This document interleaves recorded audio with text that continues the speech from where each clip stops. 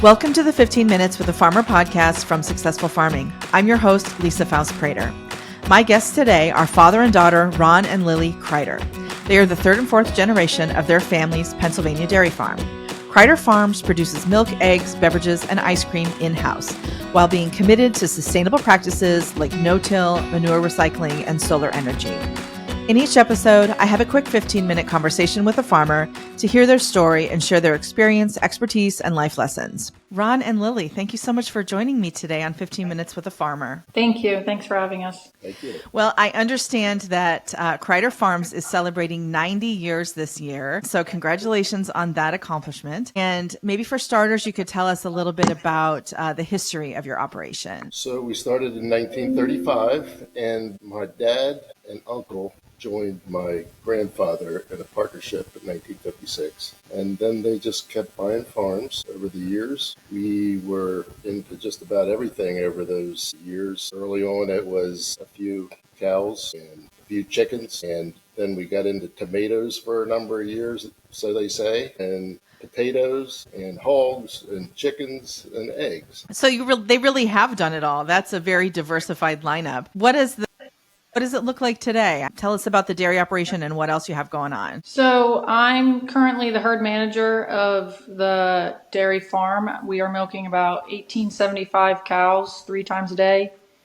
365 every day. So it's pretty large. It grew over the years. Yeah, that's impressive. It's interesting to think about just the changes in technology and in size over the years, and what your grandfather would think seeing things today in the big operation you have there. I'm sure his mind would be a little bit blown. I'm sure you're right. And I think even my father at this point, he passed away 10 years ago, and a lot happened in the last 10 years also. Yeah, it changes so quickly. It's something to keep up with for sure. So speaking of the dairy, I understand that you are an American Humane Certified Farm and one of only a handful in the country, and the first one east of the Mississippi. So that's so interesting. Tell me about what exactly that means. So being American Humane Certified is a huge accomplishment. Like you said, for very few farms that are. So that means we have an auditor come in once a year and make sure that we are up to their standard. So we make sure cows are comfortable, sprinklers are running through the hot weather, fans are running, just overall cow comfort, as well as facilities are clean and kept up with. Right.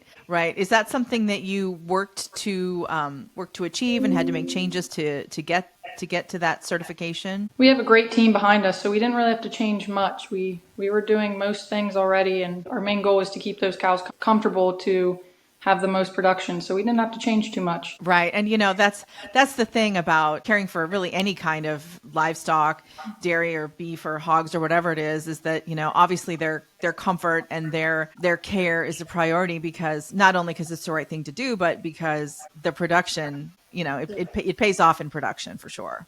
So I also see that you are using several sustainability practices, and so I'd like to talk about that a little bit.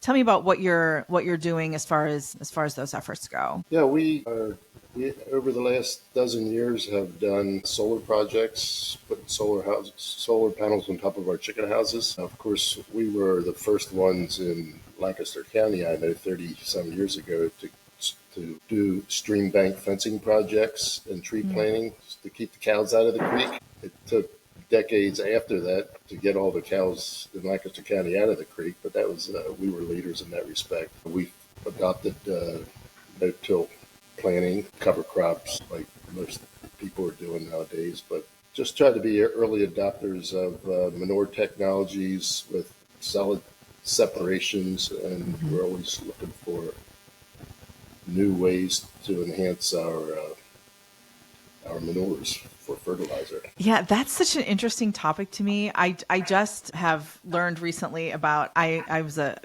beef cattle person myself, but learning about, dairy and, that a Holstein can produce 100 pounds or more of manure every day. And what do you do with that? And that's that's amazing. So tell me what you are doing with that. Well, we do reuse compost for our bedding for our dairy cows. So that's dried and put into our stalls 3 times a week, and it's fluffy, comfortable bedding for our girls. Right. So then that goes through like a digester, and tell me about that process.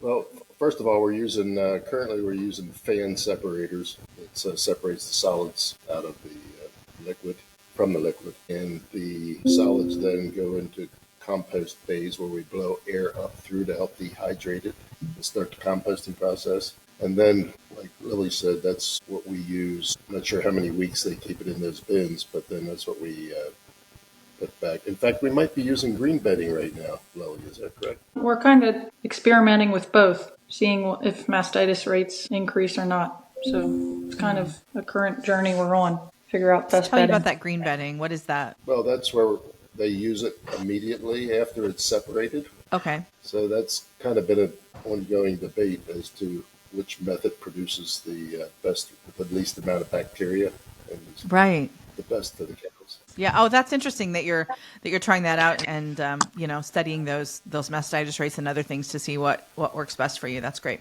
After the separation, the effluent goes into a 3-stage lagoon process with circulators and aerators on it to keep the lagoons aerobic, which breaks down the bacteria. Aerobic bacteria eat and digest the solids 5 times quicker, and which then produces a lot less smell, and the neighbors are much Well, that's happier. probably a benefit that the neighbors appreciate. Is that something you've had to deal with, that sort of public relations with the community when you're dealing with that amount of manure? We have we have happy neighbors. Good. That's good. So speaking of happy neighbors, labor is such a big issue for farms everywhere. And you have got to have a pretty large number of employees, I'm guessing. And so tell me about your employee situation, your labor workforce, how many folks you have, what your turnover looks like, and how you're attracting and retaining those employees. On the dairy side of things, we have about 45 employees, but there's a lot of family within, families with cousins and sisters and brothers. It's a lot of family members. Our turnover rate is very well.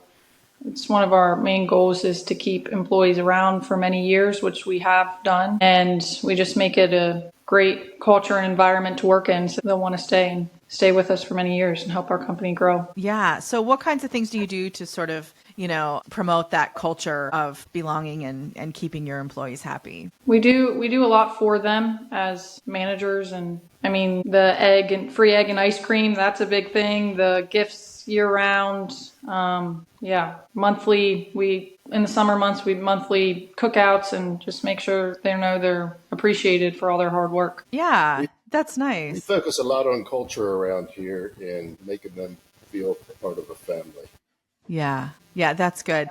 And, folks right now are having a really hard time finding employees. I'm sure you've experienced that, or at least talked to folks who have gone through that. And it's a really difficult thing. Some folks are, I've talked to some dairies in Wisconsin who are bringing folks from South Africa who are working on the farm, and just because they just are having such a struggle at finding labor. How do you find the labor force in your area? Have you had to seek outside?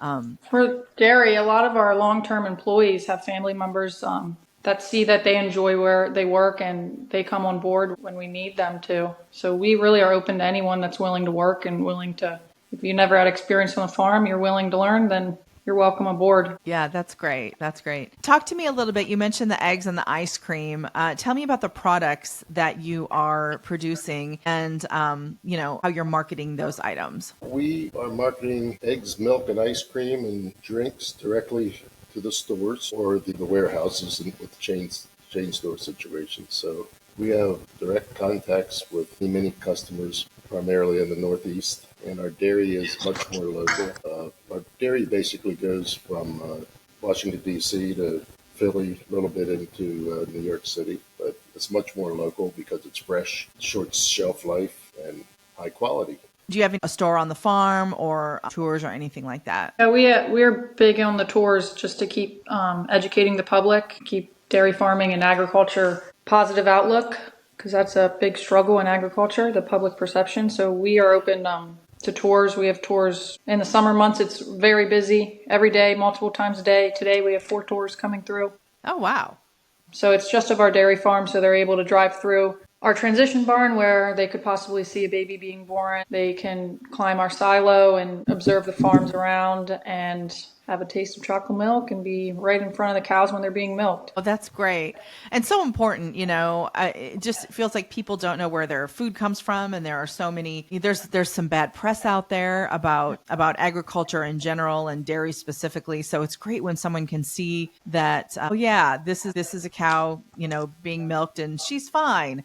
And these are nice people who are taking care of these cows. I think that goes a long way, and for kids, especially when they've never had any farm experience or have never been on a farm, and then they see a Holstein up close and like, wow, they are huge. And it's just, it's interesting, I'm sure, to see and fun to see those faces. Being around these tours and out in the milking parlor where they're able to stand right outside our opening doors. I have received a lot of positive feedback of tours being like, wow, I never knew it was like this, or wow, they're happier than I thought. Or, it's just positive atmosphere for them to learn. Well, that's so great. I love that.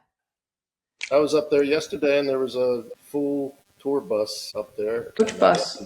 Probably New York. And in fact, I was showing a couple people from Kenya around, which is why I bumped into them. But yeah, we don't make any money at it, but we feel obligated to do our part for agriculture and promoting agriculture and showing people what it really is like. Because if we don't define how we do it, someone else will. That's exactly right. There's a lot of loud voices saying things that aren't necessarily the case a lot of the time. And so you have to speak up and tell your story. You just show folks like, this is what it is. Yeah. And then they can see for themselves. Yeah. That's great. We do that. We recently hired a social media marketing girl. She's actually a good friend of mine, but that's another I've been pushing for them to put out on social media. Is huge these days, and it's a good way to promote. And we've been putting out real life videos of the cows being milked, cows being fed,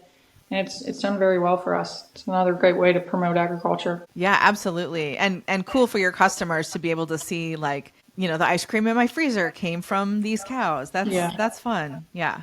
Yeah, that's great. Did you have to kind of fight for that social media position? I know sometimes it can be difficult to convince those in charge that that's a worthwhile endeavor. I think that it did. We're slowly transitioning into a younger generation coming in. So I think she's 23 like me and working with older folks that aren't used to social media, but I think they quickly caught on that it's a great tool to use. Yeah, Are you absolutely. referring to me? No.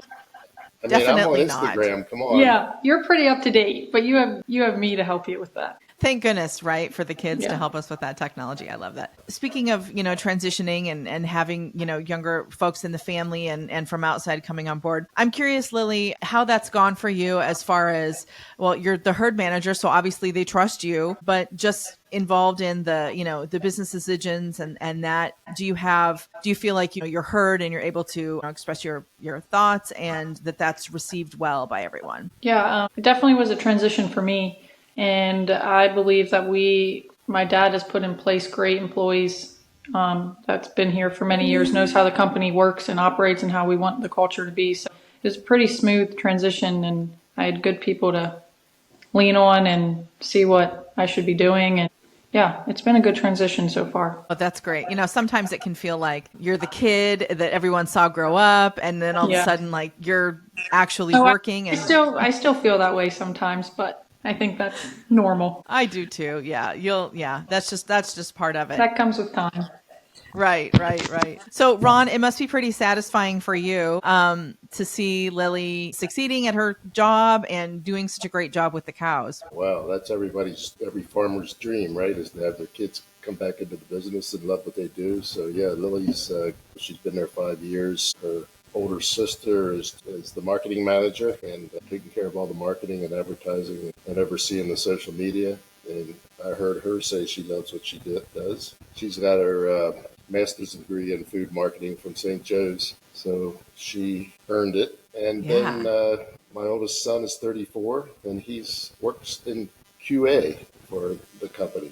So that's amazing. I love it when family members work together on the farm but have such different roles. And it's great, I think, especially for, young folks and students to see that you can have a career in agriculture, even if it's not actually hands-on farming. You're not driving the tractor, you're not milking the cows, whatever, but you can still have a really important role on a farm with marketing or, with whatever it is. Yeah. Yeah.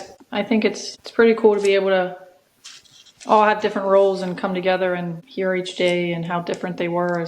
Well, you guys, I really appreciate your time today. It's been great to talk to you and hear about all the innovations and the plans for Kreider Farms, and congratulations again on 90 years. Thank you. Thank you. It's been a good run. Thank you for listening. Please subscribe, rate, and review us wherever you listen to your podcasts. Open the latest issue